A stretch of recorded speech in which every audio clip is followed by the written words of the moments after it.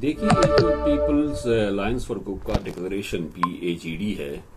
तो इसकी जो आज की मीटिंग है वो कई माह के बाद हुई है और इस बैकग्राउंड में हुई है कि कश्मीर में और जम्मू के कुछ इलाकों में कुछ दिनों से मुख्तलिफ किस्म की रूमर्स चल रही हैं और एक रूमर में यहाँ तक कहा गया कि जो कश्मीर वैली है उसको बाइफरकेट किया जाएगा और साउथ कश्मीर के जो कुछ अजला हैं उनको जम्मू के साथ मिलाया जाएगा। कश्मीर की जो कश्मीर के लोगों की जो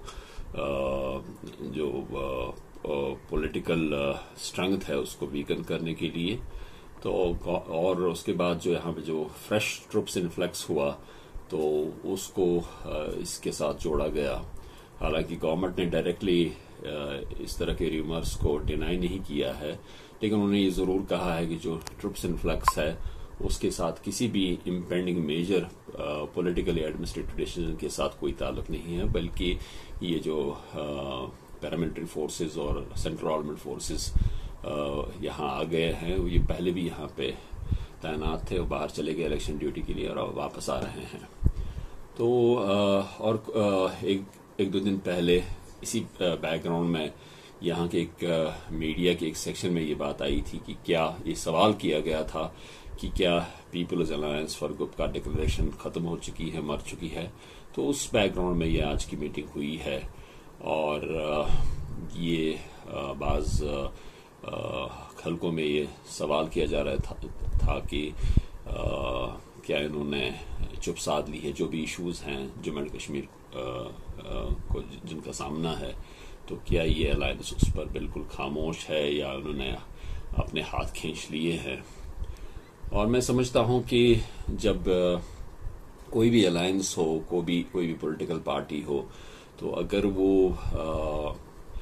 जो उसकी अपनी सरगर्मियां है, कांटेक्ट है उसका लोगों के साथ राब्ता है, वो अगर कमजोर पड़ जाता है तो उसकी जो वेट है, उसका जो वजन है वो भी कम हो जाता है, वो भी कमजोर पड़ जाता है। तो यही हाल इस अलायंस का हुआ है। लेकिन जैसा कि आज डॉक्टर फारूक अब्दुल्ला साहब ने कहा कि जो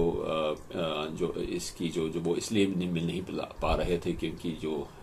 कोविड पेंडेमिक की वजह से जो सूरत हाल थी और खुद वो इसमें उन्हें ये बीमारी लगी थी, उनको बेटे को भी लगी थी और ये मुनासिब नहीं था कि आपस में मिला जाए, सोशल डिस्टेंस रखना जरूरी था, एक दूसरे से दूर रहना जरूरी था, तो उन्होंने उसके लिए जवाब पेश किया। तो बहरहाल जो भी वजह रही हो, मुझे लगता है कि जो अलायंस को जो नुकसान हुआ वो हो चुका है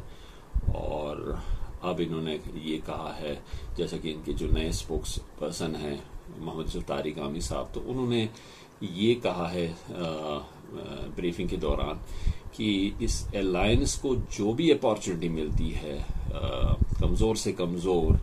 छोटी सी छोटी, तो उसको वो सीज करेंगे। जो भी उनके जो इश्यूज हैं, जो भी उनकी डिमांड्स हैं, उनको आगे ले जाने की। और फारूक अब्दुल्ला से ये सवाल किया गया कि अगर कश्मीर को बाइफरकेट किया जाता है और या इस तरह का कोई बड़ा फैसला लिया जाता है, कोई मूव किया जाता है, तो क्या वो पार्लियामेंट से रिजाइन करेंगे। तो उन्होंने कहा कि वो क्यों ऐसा करेंगे, बल्कि उन्होंने कहा कि वो वहां पार्लियामेंट के अंदर लड़ेंगे इश्यूज पे। और उन्होंने ये मिसाल पेश की कि जब उनके वालिद साहब सऊदी अरब में थे 1960s में, तो उन्हें ये अंदाजा हो गया था कि दिल्ली लौटने पर उनको गिरफ्तार किया जाएगा। तो वहां के जो बादशाह थे उस वक्त के, शाह फैसल, तो उन्होंने उनको ये ऑफर किया था कि वो वहां सलाम ले सकते हैं उनको, बल्कि उनको वहां की सिटीजनशिप भी दी जाएगी। लेकिन शेख साहब ने इनकार कर दिया। उन्होंने कहा वो वापस जाएंगे और आग में कूद कर उसको बुझाने की कोशिश करेंगे। और फारूक अब्दुल्ला ने कहा कि वो भी पार्लियामेंट में रहकर इश्यूज पे लड़ेंगे। और जहां तक ये रूमर्स का ताल्लुक है, तो उन्होंने कहा कि उन्हें भी उतना ही कुछ मालूम है इन रूमर्स के हवाले से जितना आप लोगों को, यानी मीडिया को या आम लोगों को। तो बहरहाल मैं समझता हूं कि जो मैंने अखज़ किया है कि ये जो अलायंस है, इंडिविजुअली उनका जो भी मौक़िफ़ रहा हो, जो भी उनका स्टैंड हो, जो भी वो करना चाहते हो, कलेक्टिवली मुझे लगता है कि उन्होंने कुछ ये यूं कहिए कि एक फ्लेक्सिबल उन्होंने जो आ गई है, फ्लेक्सिबिलिटी आ गई है اور وہ ان میں یہ ریئلائزیشن آ گئی ہے کہ انہیں ایشوز پہ ود ان دس سسٹم لڑنا ہوگا. اور فاروق عبداللہ نے کہا کہ الائنس کا جو موقف تھا جو 4 اگست 2019 کو ان کا جو موقف تھا، انہوں نے جو کچھ کہا تھا آرٹیکل 370 کے بارے میں، آرٹیکل 335A کے بارے میں، یا کشمیر کو جو اسپیشل اسٹیٹس تھا وہ برقرار ہے. اس کے بعد جو بھی یہاں لاز انٹروڈیوس کیے گئے ان کے حوالے سے ان کا جو بھی موقف ہے وہ بدلا نہیں ہے. لیکن مجھے لگتا ہے کہ وہ ود ان دس سسٹم اب چیزوں پہ، ایشوز پہ آگے بڑھنے کی کوشش کریں گے. اور غالباً یہ ریئلائزیشن ان میں آ گئی ہے کہ وہ جو کنفرنٹیشن سے ان کو کچھ حاصل نہیں ہوگا. تو اب یہ دیکھنا باقی ہے کہ گورنمنٹ آف انڈیا ان کو کہاں تک سیریس لیتی ہے. جب وہ کسی ایشو پہ بات کرتے ہیں یا کسی ڈیمانڈ کو سامنے لاتے ہیں تو گورنمنٹ آف انڈیا ان کو کہاں تک سیریسلی لیتی ہے، یہ دیکھنا باقی ہے. اور پھر جو کنیکٹیوٹی ہے لوگوں کے ساتھ، پینڈیمک کی وجہ سے وہ ختم ہوئی یا کسی اور وجہ سے ہوئے، ان کی جو اپنی ایکٹیویٹی ہے، اپنا جو ان کی جو پہنچ ہے وہ جو کمزور پڑ گئی ہے، وہ اس کو کہاں تک بحال کریں گے یہ دیکھنا ابھی باقی ہے. اور جیسا کہ میں نے کہہ دیا کہ ود ان دس سسٹم غالباً وہ لڑنا چاہتے ہیں ایشوز پہ،